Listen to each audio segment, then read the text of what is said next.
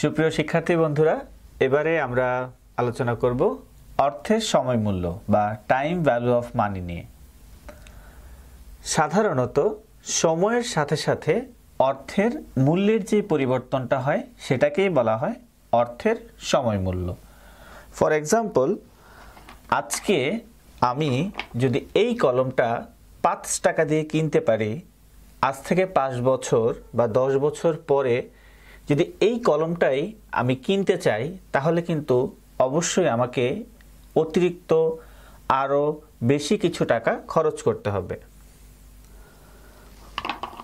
অর্থাৎ যদি আজকে আমার কলমটা কিনতে ৫ টাকা খরচ হয়ে থাকে, আজ থেকে ৫ বছর পরে এই কলমটা কেনার জন্য আমাকে অবশ্যই ১০ টাকা খরচ করতে হবে। তার মানে কি দাঁড়াচ্ছে?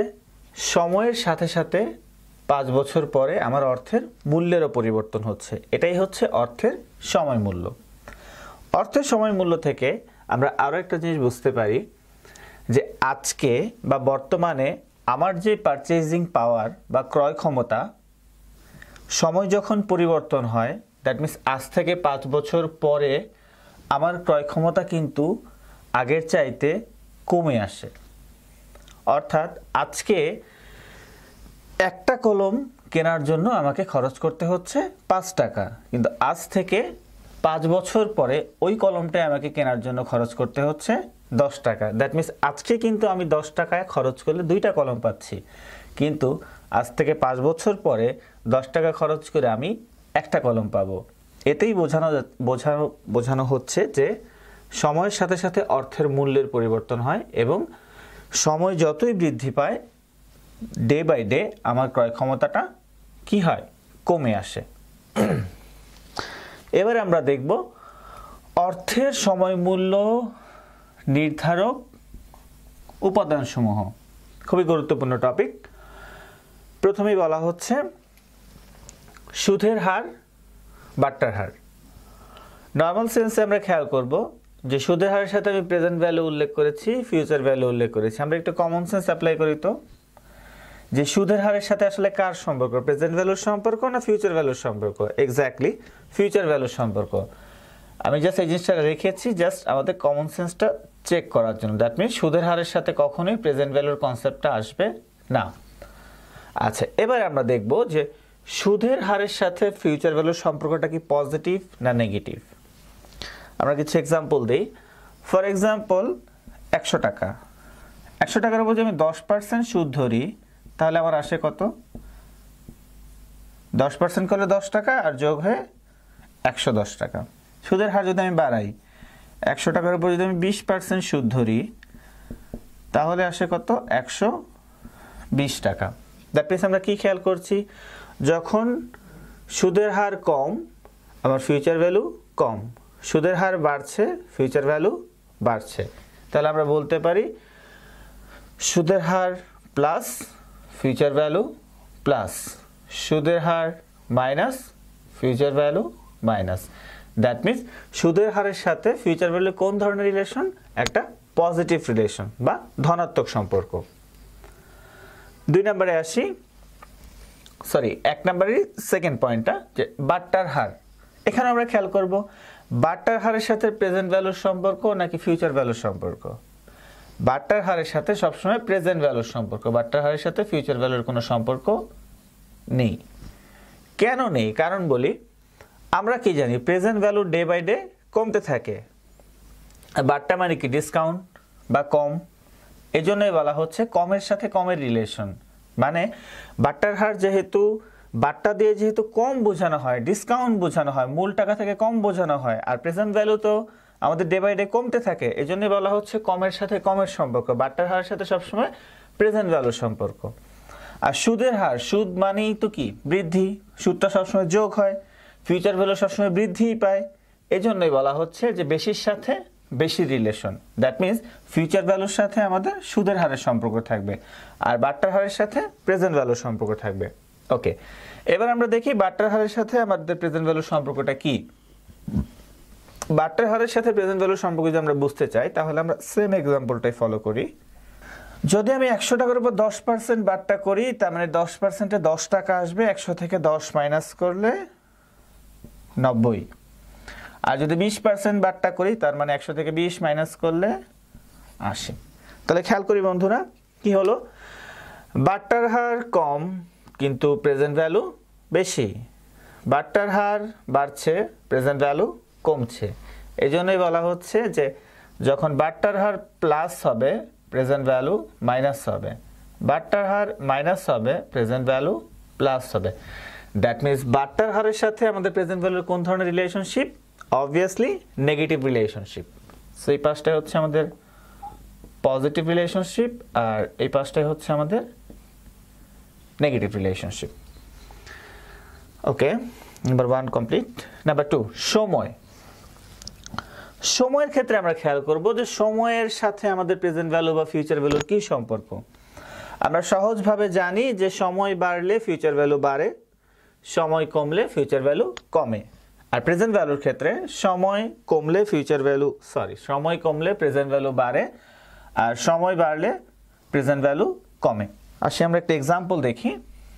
ওকে, 2 নম্বর পয়েন্ট এবার আমরা খেয়াল করব সময়ের সাথে প্রেজেন্ট ভ্যালুর কি সম্পর্ক আর ফিউচার ভ্যালুর কি সম্পর্ক। ছোট্ট একটা এক্সাম্পল দিলেই আমরা বুঝতে পারবো। ফার্স্টে যে আমরা প্রেজেন্ট ভ্যালু বের করি, প্রেজেন্ট ভ্যালুর সূত্র আমাদের কি দাঁড়াচ্ছে?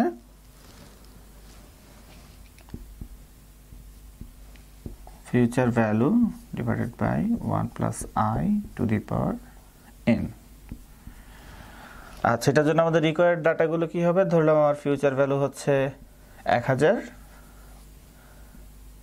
ইয়ার হচ্ছে 1 বছর পরে পাবো, আর আমার আই বা রিটার্ন হচ্ছে ধরলাম 10%। ওকে, তাহলে ফিউচার ভ্যালু হচ্ছে 1000, 1 প্লাস আই, 10% দ্যাট মিনস আমরা 0.10 লিখতে পারি, আর n এর মান হচ্ছে 1। যেহেতু ক্যালকুলেটর ইউজ করতে দিবে না, আমরা হাতে ক্যালকুলেশন করা শিখবো।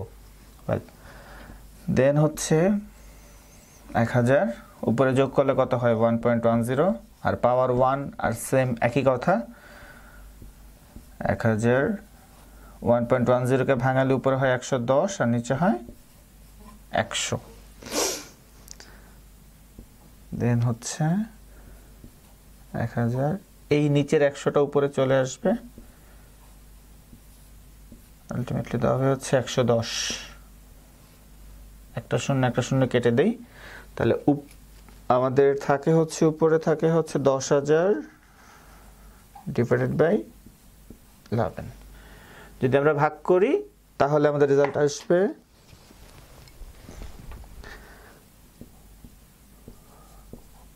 909.something।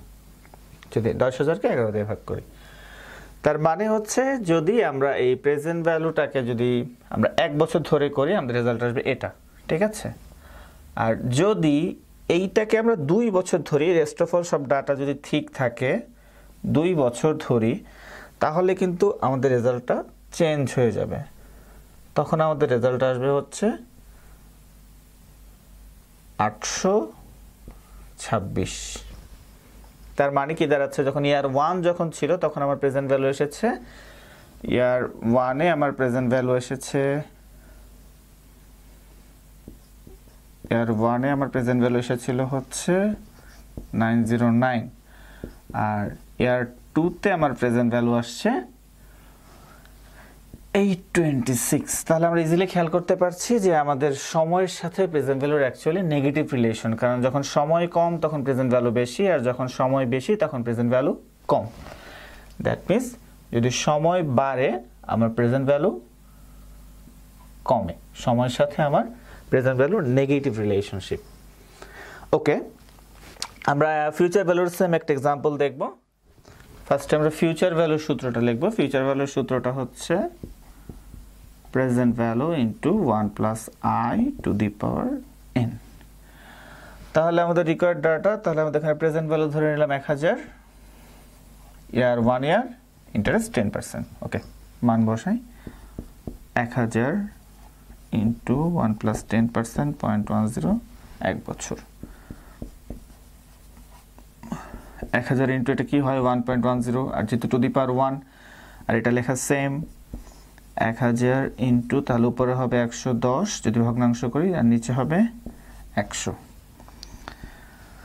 আলটিমেটলি একটা শূন্য একটা শূন্য, এই শূন্য এই শূন্য, তাহলে কি দাঁড়ায় 11 একে 11, এই একটা শূন্য একটা শূন্য, 1100। তার মানে হচ্ছে যদি আমরা ফিউচার ভ্যালু বের করার সময় আমাদের সময় যদি হয় 1 বছর, তাহলে আমাদের আলটিমেটলি ফিউচার ভ্যালুটা বের হয় কত 1100। যদি আমরা এটাকে 2 বছর দিয়ে করি তখন আমাদের এই রেজাল্টটা হয়ে যাবে, আর 1100 থাকবে না, এই রেজাল্টটা হয়ে যাবে আমাদের 1210। তার মানে ফিউচার ভ্যালুর যখন আবার প্রথম বছর হয় 1 বছর দিয়ে করলে আমাদের অঙ্কটা দাঁড়ায় হচ্ছে 1100, আর যদি আমি এটাকে 2 বছর দিয়ে করি সেম ফিগারে সবকিছু অপরিবর্তিত রেখে তখন দাঁড়ায় 1210। দ্যাট মিনস কি বোঝানো যাচ্ছে? বোঝানো যাচ্ছে এটাই যে আমার বয়স কম, আউটপুটও কম, সময় বাড়ছে, আউটপুট বাড়ছে। দ্যাট মিনস সহজভাবে আমরা বলতে পারি যদি আমার সময় বাড়ে ফিউচার ভ্যালুও বাড়ে। তার মানে এখানে আমরা যেটা দেখতে পারলাম সেটা হচ্ছে সময়ের সাথে প্রেজেন্ট ভ্যালুর নেগেটিভ রিলেশন, কিন্তু ফিউচার ভ্যালুর পজিটিভ রিলেশন। মানে সময় বাড়লে ফিউচার ভ্যালু বাড়ে, সময় কমলে ফিউচার ভ্যালু কমে। আর প্রেজেন্ট ভ্যালুতে যখন সময় বাড়ে তখন ফিউচার ভ্যালুটা কমে, আর যখন সময় কমে তখন ফিউচার ভ্যালুটা বাড়ে। এজন্যই বলা হচ্ছে যে সময়ের সাথে প্রেজেন্ট ভ্যালুর নেগেটিভ রিলেশন, আর এদিকে ফিউচার ভ্যালুর পজিটিভ রিলেশন। নাম্বার 3, চক্রবৃদ্ধি। সহজ ভাষায় বলা যায় যে চক্রবৃদ্ধি, এখানেও সেম একটা জিনিস খেয়াল করো, প্রেজেন্ট ভ্যালু না ফিউচার ভ্যালু। আমরা সবসময় মাথায় রাখবো যে চক্রবৃদ্ধির সাথে অলওয়েজ ফিউচার ভ্যালু রিলেশন। কার relation? Future value relation. Present ভ্যালুর কখনোই চক্রবৃদ্ধি হয় না। দ্যাট মিনস আমরা প্রেজেন্ট ভ্যালুর কনসেপ্টটা এখানে ইউজ করব না। ওকে, এবার খেয়াল করি যে চক্রবৃদ্ধি বলতে আমরা কি বোঝাচ্ছি? যে এম এর মান, তাই তো, এম।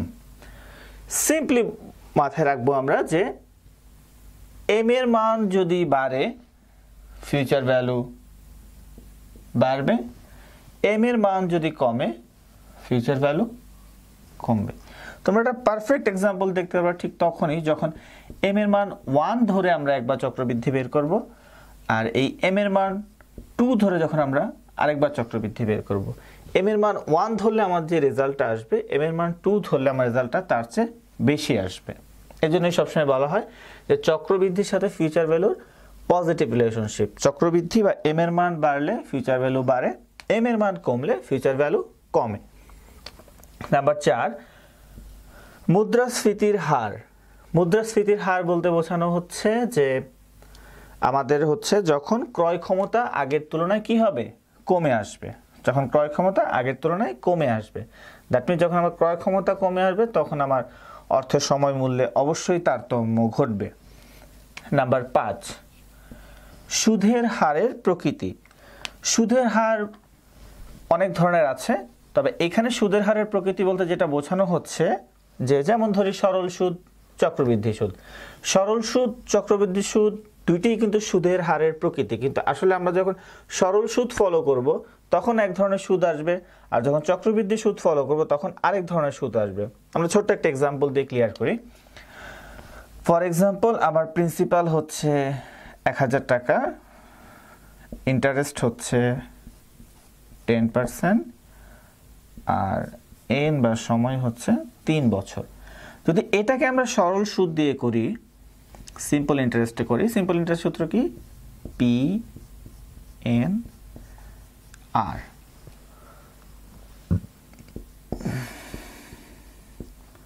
তাহলে 1000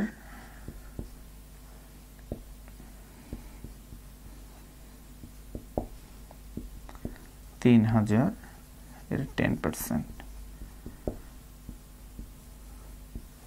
300 টাকা। সিম্পল ইন্টারেস্ট আসলে হচ্ছে আমার কত? 300 টাকা।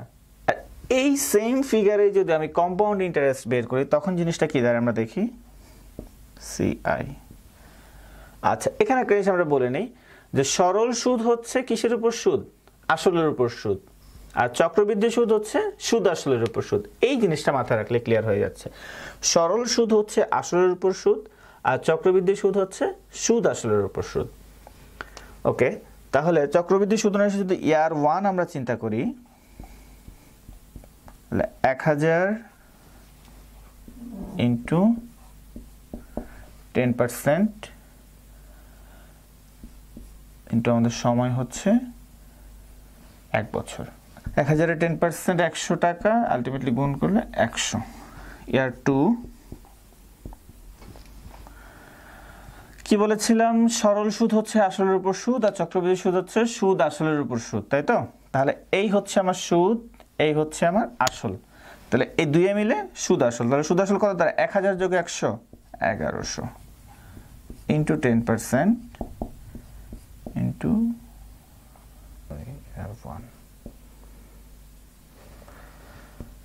1110-এ 10% হবে কত? 110। আবারও সুদ যোগ আসল ইকুয়াল টু সুদ আসল, ইয়ার 3, তাহলে 1210 দুটো যোগ করলে ইন্টু 10%, এটা কত হয়? 121। তাহলে দুটো যোগ করলে কত, না তিনটা যোগ করলে 331। তাহলে বন্ধুরা আমরা খেয়াল করলাম যে সরল সুদে আমরা যদি একই প্রিন্সিপালে একই সময়ে একই ইন্টারেস্ট রেটে যদি দেখি, তাহলে আমাদের সরল সুদ হয় যেটা 300 টাকা, সেম অ্যামাউন্টে সেম বছরে সেম রেটে কম্পাউন্ড ইন্টারেস্ট হয়ে যায় আমাদের হয়তো কত? 331 টাকা। এটাই বলা হচ্ছে যে সুদের হারের উপর ডিপেন্ড করে অ্যাকচুয়ালি আমার টাইম ভ্যালু অফ মানিটা বাড়বে নাকি কমবে।